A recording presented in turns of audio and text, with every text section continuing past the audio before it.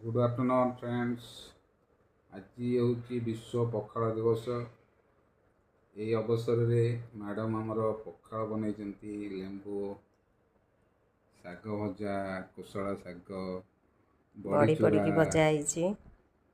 छुई आलू भजा माछ मसला दिखाई रोही माछ मसला दिखाई बैगन पोड़ा आलू चकटा सुंदर है आज।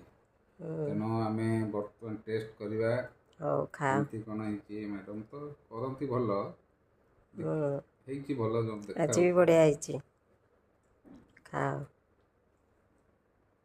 Thank you.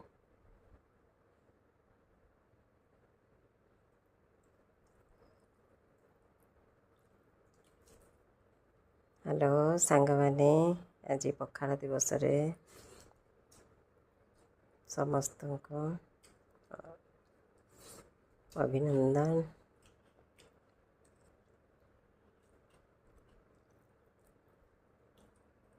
खरा दिने पखाल खाइले भल,